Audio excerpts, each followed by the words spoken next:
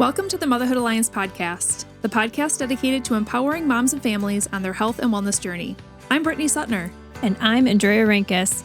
Together, we're here to explore holistic approaches that go beyond conventional medicine. Each week, we dive into topics that matter most to you. Everything from nutrition and mental health to alternative therapies and natural living. And whether you're a new mom navigating the early stages of parenthood or a seasoned pro looking for new ways to support your family's well-being, you're in the right place. Even better, all of our guests are local small business owners who you can actually talk to and work with. You can learn more about today's guest and connect with hundreds of other health and wellness professionals through our informative and easy-to-use directory at motherhoodalliance.com. Before we get started, keep in mind that this podcast is for informational and educational purposes only and is not a substitute for personal healthcare advice. Please consult your healthcare provider before making any changes based on the podcast content. Thank you for joining us on this journey. Are you ready to help your family thrive? Let's get started. Hi, we are Britt and Drea from motherhoodalliance.com, and we are excited to welcome you to a 4-episode series with Dr. Maycee Sturino, a local chiropractor who specializes in the Gonstead technique. She and her husband, Dr. Alex Sturino, own and run Genesis Chiropractic in Appleton, and they are extremely passionate about helping families take a proactive approach to their health rather than a reactive one. Since becoming a mom herself in 2024, Dr. Maycee has developed a strong love for the birth world and especially loves caring for mamas and their kiddos. Beyond her work, Maycee loves working out, traveling, and discovering local coffee shops with her family. We are excited to have her here to not only discuss how chiropractic can benefit moms and kids, but also to dive into what makes the Gonstead technique unique, tech neck, and the effects screens are having on our spines, and more. So let's jump into today's conversation with Dr. Maycee. Hey guys, welcome back to the podcast. We are excited to welcome Dr. Maycee back to the studio from Genesis Chiropractic. Welcome back. Thank you. We had a pretty good conversation talking about your story and your Gonstead method in episode 1.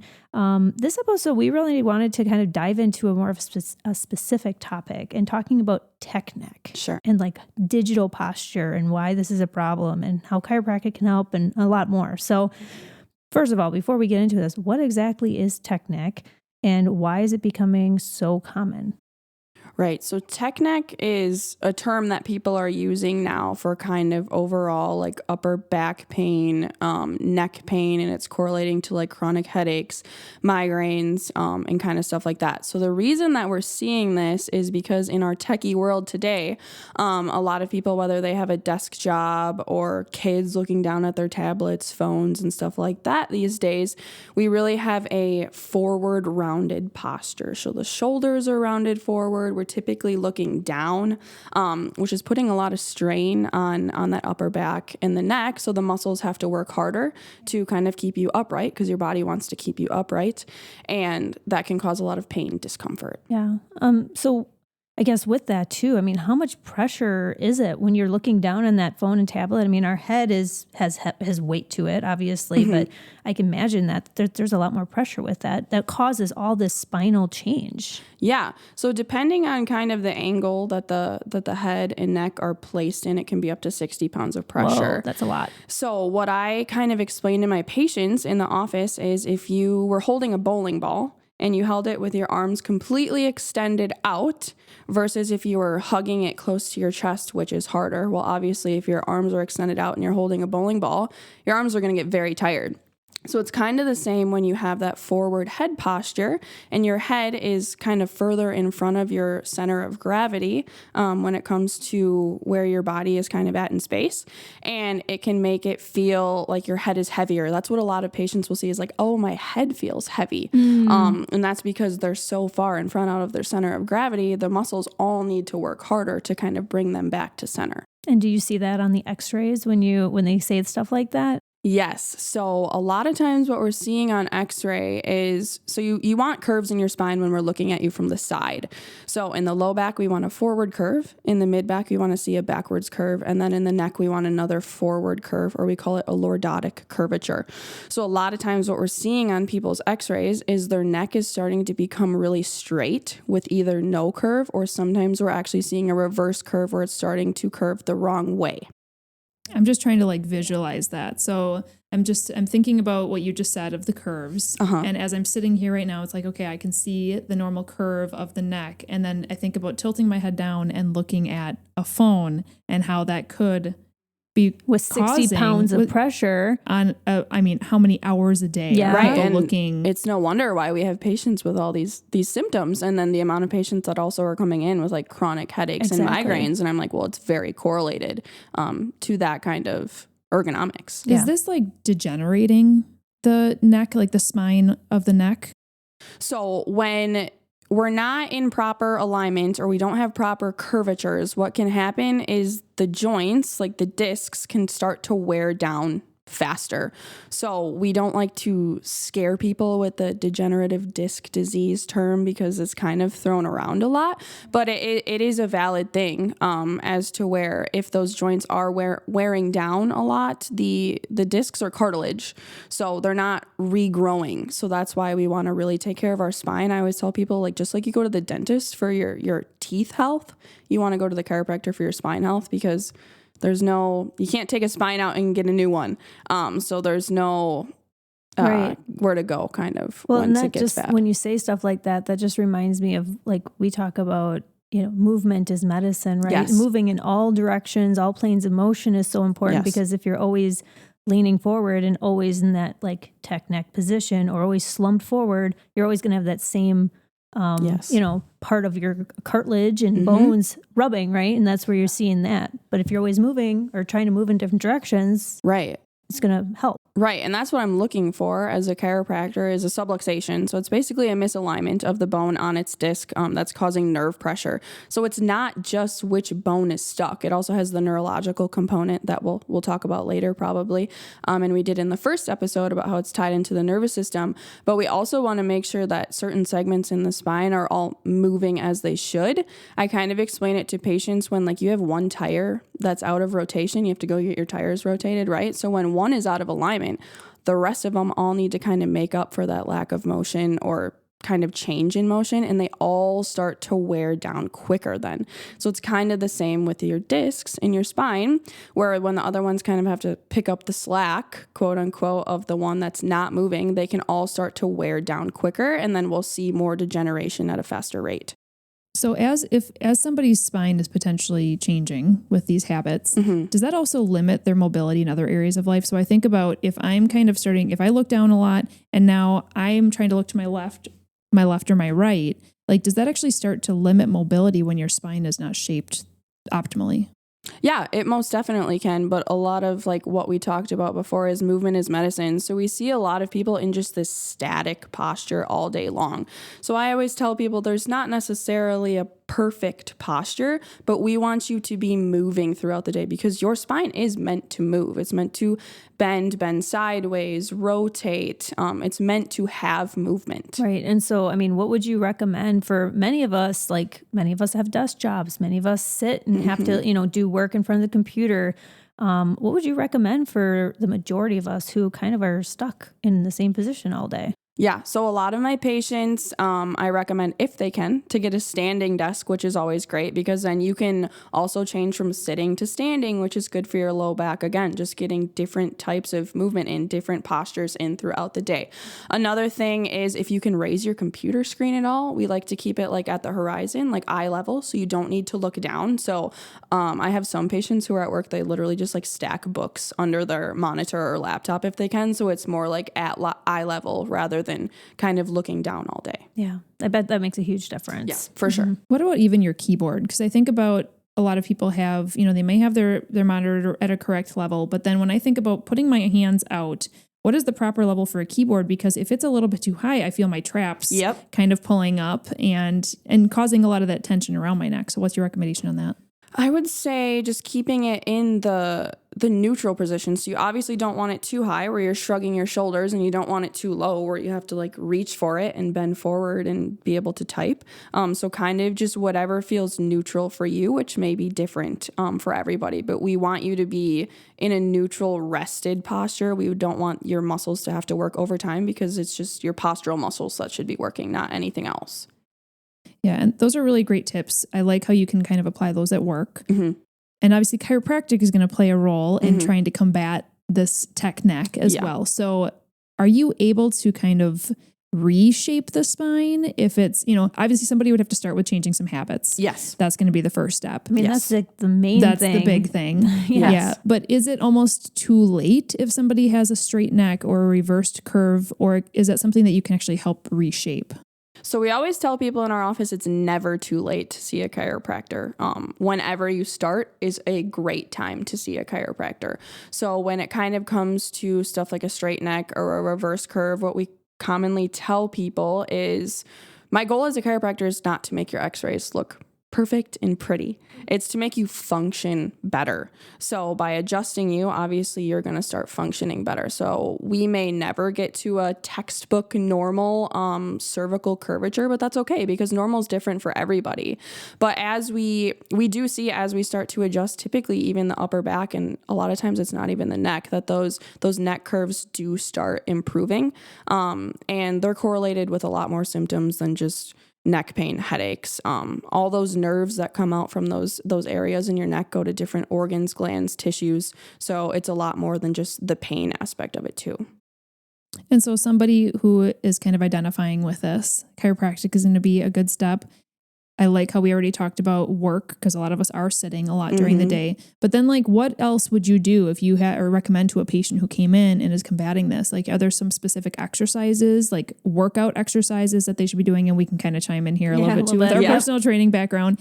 But what else can we do in our everyday life to help combat this? Because phones are not going away and computers are not going away. And, even if you're talking about moms, even just looking down at your kiddo, if you're nursing or hunching over to change things in everyday life is going to be affecting it. So do you have any other tips? If I was your patient and I'm struggling with this, what else would you tell me to help combat this in my life? Yeah. So obviously we tell patients that bending forward is just a part of life. You can't go through the rest of your life not bending forward. So one thing that we really teach patients to do is strengthening their back muscles, because again, most of our society, our population is in that forward rounded posture. So kind of combating that is strengthening your upper and mid back. So whether it's using dumbbells, bands, barbells, machines, getting different angles when you work your back, different exercises is going to be really important. Yeah. And I would also add opening up that chest too at the same time, stretching out the chest because we tend to have a tight chest. If we have a stretched out back, we have a tight chest. Yeah, that's another thing I tell patients too is just find a corner of a room and do this for a few seconds a day. You kind of do a W with your arms up on the wall and you kind of just lean into that corner of the wall. You're not forcing it, so you're not putting yourself into pain or anything like that. But you're just really letting it get a deep stretch out here in front. Just and it feels good few times too. a day. Yeah, it does. And actually, that's a great thing to incorporate throughout your workday. Yes. Yeah. I always tell people the importance of work breaks,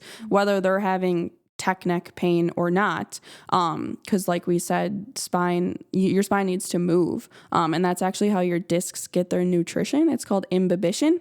It's just a fancy term for basically getting their nutrition through movement. So that's obviously why we want to make sure the spine is moving too as chiropractors, and we're correcting those subluxations so those discs can stay healthy. That's an interesting way of, that's obviously a true thing, but it's a very interesting thing to think about. Yeah. As well. Well, and movement really is medicine. Yeah, literally. It takes it one step further though, because I know like anyone else who's maybe sitting at a computer and they're like, oh, I know I should take a break, but I have so many tasks to do. And then your brain gets busy. It's like, actually, this is really important for that exact reason that you said. Like if you give that different perspective, it makes it more of a priority in your life. Yeah. I always tell people even 30 seconds, a lot of people will be like, oh, I need to take a 10-minute work break. I don't have time for that. I'm like, no, even if it's 20, 30 seconds, get up from your desk, maybe walk a few steps, kind of stretch it out, and then sit back down because a little bit is better than nothing. I read something and I probably should have looked it up to see how true it was. But if you do this, it's not going to be a bad thing. If you do, 5 breaks or something like that, like take 5 breaks throughout the day and it's 10 squats. To just do 10 squats, body weight squats, that equals like a 30-minute walk, something like that. It's just like the movement of it and like the motion and things like that. Yeah. So whether or not it really equals a 30-minute walk, I don't know, but it would be good to be doing something, even if it's just 10 squats 5 times throughout the day. Yeah, you know? I mean, little bits add up too. So even if you do a little bit for 30 seconds, but you're doing it throughout the day, that could add up to 10 minutes or whatever it may be. It's more than what you'd be doing normally. Exactly. Exactly. One thing that I know helps me with my just like neck posture is if I think about taking if there was a string tied to the back of my head and almost like it got pulled up toward the ceiling, like elongating my neck. And another way to kind of get that same position is tuck your chin ever so slightly. So I'm not looking down. I'm not like doing tech neck type, like a turn of my neck here. It's just more of tucking that chin in and lifting the back of my head. Oh, that gives like so much relief in the back. I actually find myself doing this more when I drive because for some reason I like sink into my neck and I kind of lift my chin when I'm driving. I'm like, tuck my chin. Oh, that feels so much better. Well, something that we've always said too is eavesdropping, right? So pretend you're eavesdropping. Pretend you're eavesdropping, pretend like in the back of the seat, you're driving or whatever, and just behind you, you can hear somebody whispering. You're like, oh, what is that? Yeah. What are you doing? Like, even if you just think about like, what are you doing? You instantly straighten up into that like invisible string position that Britt was talking about. I always tell patients like there's a headrest for a reason and it's to rest your head. So if you don't feel your head on that headrest and you feel really hunched forward, that's like a good cue too. Well, like, I wanna feel my head rested against the headrest at least just a little bit, because then I know at least I'm sitting upright. Yeah, that's good too. Okay, here's kind of a different type of question. What are your thoughts on those posture straps? Because I've seen these. Are they gimmicks? Are they like a marketing thing? Are they actually helpful for correcting posture? What is your opinion on these things? So there's a phrase that we like to use saying, if you don't use it, you lose it. So the posture straps, I would kind of say, are a Band-Aid approach. They may act as like a good reminder throughout the day, like, hey, I got to keep my posture. I got to stay upright. But a lot of times what it comes down to is fixing your overall like alignment and posture through lifestyle stuff. So like we talked about earlier, really working on your back, and strengthening there. I mean, it's good for reminders, but it's not the actual thing that we want to use to fix the posture. Yeah, it's not going to fix your posture. No. So probably also don't wear it all day. Correct. Oh, yeah. Right? Yeah, because then it kind of just does the work for you. Yeah. So then you could actually in return get even weaker. Right. So when something's doing the work for you, you don't have to do it. So you could in return get weaker, when in reality we want to strengthen your back. Well, and that's the same thing we say about, postpartum or prenatal like pad or straps too, like going around your belly bands. Same thing. It's good to help and support and remind maybe, but not good long term. Exactly. Yep. Same kind of thing. Yeah. Okay. And one other device I want to ask about, it's not really a device, but is one of those like foam neck extenders. So we actually have one in our house because my husband actively struggles with tech neck type symptoms. And so he was recommended this by somebody a while ago, but I wanted to get your opinion on it. It's kind of like, I don't know how to describe it. It's kind of like a foam triangle where you would lay on your back and it would go underneath your neck and kind of give you that C curve of your neck. So it's like if you put a soup can underneath your neck and you extended back laying on your back on the floor. Yeah. I don't know if you can visualize what I'm talking about here, but what's your opinion on something like that? It's definitely not going to hurt, because that's the posture that we ultimately want to be in, and it can give some people relief. However, it's not going to be like a long-term solution. So like as a chiropractor, I'm looking for a subluxation, which is a misalignment in your spine that needs to be corrected. So it's a structural issue. So that structural issue needs to be addressed kind of before we do other things, but it's certainly not going to harm anything. No. So when you say it helps relieve some people's, issues, does that extender help like open up the different areas in between the spine? Is that what helps it? Or what is it, the relief, like it takes the pressure off the nerves? Not necessarily the pressure off the nerves, because that's what we're doing with the chiropractic adjustment. A lot of it more has to do with the muscles. Oh, okay. So when we're in that rounded forward posture, it's putting a lot of pressure on the muscles on the back of your neck and the upper back. So when we're kind of relaxing back, those muscles don't have to do as much work. So you can feel less tense is usually why people end up using stuff like that, and that in return can relieve a little bit of the discomfort. It's not going to fix the actual nerve nerve pressure unless we go through like chiropractic care and stuff like that, which is what we're looking to correct. Got it. Okay. And then, a bunch of us have kids who are going to be growing up in this tech age, which is really scary in some ways. Yes. But, how do we set our kids up for success to not have tech neck as they grow up? So, for example, kids are sometimes given iPads. Those iPads sit on their laps, and then they sit there and watch a show with it in their lap. We went to a high school basketball game last year, and halftime came, and literally this was depressing, but every teenager was sitting in the student section staring down at their phone. So what are some habits that we can help teach our kids to kind of prevent this? One thing, so ultimately the first thing I would say is limiting screen time for kids, but I know that's not always possible. It is what it is. But really keeping the phones at eye level. So I'll kind of take one of my arms and put it under my other elbow so that my phone can be in front of my face rather than looking down. Yes, it looks kind of silly at times, but it's good for your overall posture. So I always just tell kids who sometimes don't want to listen in my office because they say, no, that looks weird. Just to kind of keep it in front of your face and at eye level so that we're not looking down all day long. Yeah, that is a good tip. I like that. And if you guys can't visualize what she said, go ahead and rewind, think about what she said. And if you still can't get it, you just call her. Yeah, there you go, call her. Maybe I'll make an Instagram post about you it. should. There And you if you do, give us the link and we'll put it in the show notes. All right, perfect. Okay, that's your assignment. Okay. So before we close out this episode, I do want to mention to all of our listeners that Dr. Maycee is offering $50 off an initial exam if you mention that you heard about her on the podcast. But also, Maycee, why don't you tell us you have some free spinal wellness classes the first Thursday of every month. What do those look like? Yeah, so the first Thursday of every month at 6 p.m., we are doing free spinal health classes. So it's open to the public. It's not just for our patients. So you can bring a friend, family member, whoever you want. We're really going to go over what chiropractic care is and how it's good for your overall spinal health. So I know I talked about it earlier, just like you go to the dentist for your oral health, you go to the chiropractor for your spinal health. You only get one spine.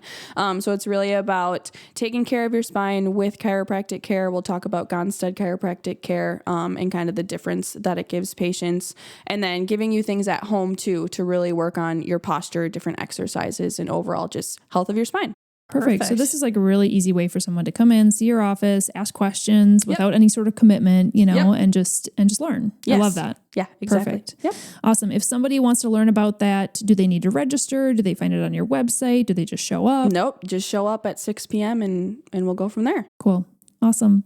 Well, we're excited to have 2 more episodes with you. We'll be talking about how chiropractic is about so much more than just back pain, as well as we'll be diving into those pregnant mamas and kiddos in another episode as well. So those ones are the next ones coming up. If you enjoyed this episode, would you consider leaving a rating or review or sharing it directly with a friend who could benefit from the information? We know that you're a busy mom or caregiver, and our goal is to make your life easier by bringing tips and tricks directly from experts into your earbuds. By sharing this episode with someone you love, you can play a critical role in helping to make their life easier as well. We appreciate your time and thank you for being a part of the Motherhood Alliance family.